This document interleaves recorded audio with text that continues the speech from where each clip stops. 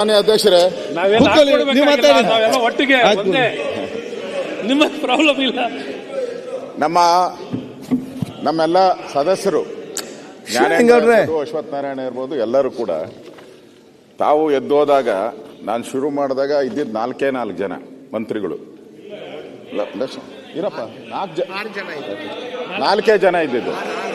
ಆಮೇಲೆ ನಮ್ಮ deputy speaker ಅವ್ರಿಗೆ ಹೇಳಿದ್ಮೇಲೆ ಆಮೇಲೆ ಬಂದಿದ್ದು ಫೈನಾನ್ಸ್ ಅವರು ಯಾರು ಇರಲಿಲ್ಲ. ಇವತ್ತು ನೀವು ಅಜೆಂಡಾದಲ್ಲಿ ಹಾಕಿದ್ದೀರಾ, ಚರ್ಚೆ ಇದೆ ಅಂತ ಅಜೆಂಡಾದಲ್ಲಿ ಹಾಕಿದ್ದೀರಾ. ಅಷ್ಟು ಜ್ಞಾನ ಇರಬೇಕಾಯ್ತು ಫೈನಾನ್ಸ್ ಡಿಪಾರ್ಟ್ಮೆಂಟ್ ಅವ್ರಿಗೆ, ಬರಬೇಕಾಯ್ತು, ಬಂದು ಕೂತ್ಕೊಬೇಕಾಯ್ತು. ಈಗ ಎಲ್ಲ ಮಂತ್ರಿಗಳು ನಮ್ಮ ವಿಪ್ಪು ಇರಲಿಲ್ಲ. ನೀವು ಯಾವಾಗ ಇದಾಯ್ತೋ ವಿಪ್ಪು ಎಲ್ಲಾರನ್ನೂ ಕರ್ಕೊಂಡು ಬಂದು ಒಳಗಡೆ ಕೂತು ಆಯ್ತು. ನೀವ್ ಯಾಕೆ ಮಾತಾಡ್ತೀರಿ? ಅದರಿಂದ ಚರ್ಚೆ ಮಾಡುವಂತ ಸಂದರ್ಭದಲ್ಲಿ ಎಲ್ಲ ಮಂತ್ರಿಗಳು ಇದ್ರೆ ಒಳ್ಳೇದು ಅನ್ನೋದು ಆ ದೃಷ್ಟಿಯಿಂದ ನಾವು ಹೇಳಿದಿರಿ. ಅದನ್ನ ಎಲ್ಲರೂ ನಮ್ಮ ಸದಸ್ಯರು ಹೇಳಿದ್ದಾರೆ. ಬೇಡ.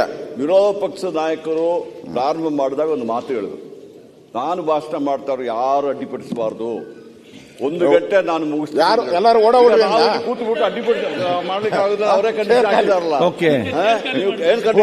ಒಳ್ಳೆ ಐಡಿಯಾ. ಆತರ ಇಲ್ಲಿ ಎಲ್ಲ ಖಾಲಿ ಎಲ್ಲ ನಾವು ಯಾರು ಮಾತಾಡ್ಲಿಕ್ಕೆ ಗುಡ್ ಸಜೆಷನ್. ನೀವು ಮಾತಾಡುವಾಗ ವೆರಿ ಗುಡ್ ಸಜೆಷನ್ ಅಂತ.